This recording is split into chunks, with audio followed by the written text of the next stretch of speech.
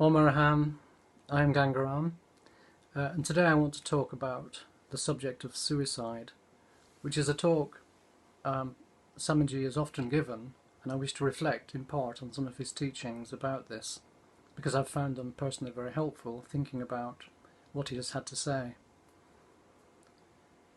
Suicide is a major problem all over the world. So many places and countries, everywhere in fact, this kind of dreadful occurrence takes place. In Britain, for example, it's the biggest killer of men between the ages of 20 and 50. That's a very shocking statistic.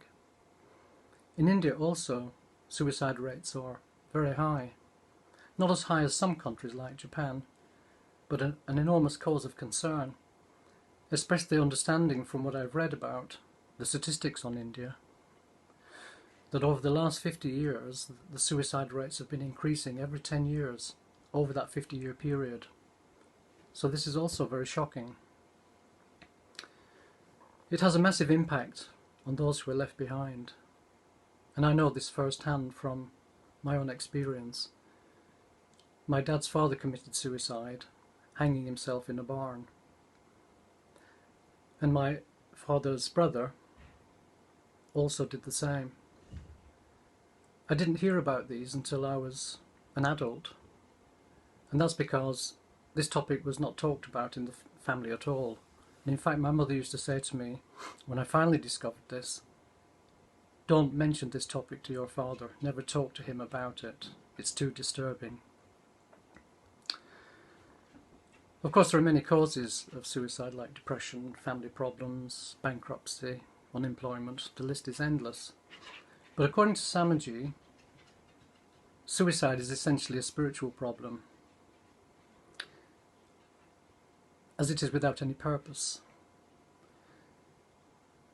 Suicide does not fix the problems, any problems at all, but rather it creates more suffering. It creates a lot of hardship in the family, for example. And it's mostly men who do this, so if the man, who is the main breadwinner, commits suicide, his whole family is plunged into poverty. Similarly, it has enormous disturbance on the family and creates enormous distress.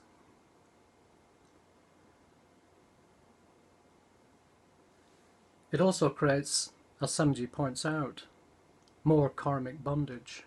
Killing oneself in this life does not create a route of escape. It catches up with you again in the next life, and with more karmic bondage. Samanji teaches that there are ways that we can follow to overcome the threat of suicide, and his teaching on this is very helpful. One of the points he first makes is that it's helpful to take a spiritual guide, a guru. In the guru, the disciple can confide and share his or her problems, as well as be supported and guided by a spiritual authority. Improving or increasing one's personal tolerance through spiritual practice is also very helpful. This can be or involve the practice of meditation, the chanting of mantras, or some other kind of sadhana. But by doing this, it enables the individual to develop a tolerance to the threat of suicide, as well as all other kinds of threat in life. Equally, seva, supporting and helping other people, takes us away from a negative focus on the self and enables us to flourish in a healthy and positive way, overcoming the desperate urge to commit suicide when these feelings of depression or whatever it might be arise. Samanji also says, if the job gets too much, just quit it. Or if your partner is unfaithful, get a divorce.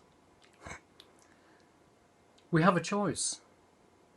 We're not compelled to go down the route of suicide, down this negative corridor, which takes us to a place of death, and beyond that, in the next life, more karmic bondage. So we have a choice. And by selecting a guru and taking the guidance from the guru, by building up personal tolerance to all kinds of adversity through spiritual practice, and by helping and serving other people, these enable the individual to fight against the threat of suicide and to live a healthy, positive life. So once again, I'm thankful to Samanji for these teachings and these helpful points, and I hope they're helpful to you too.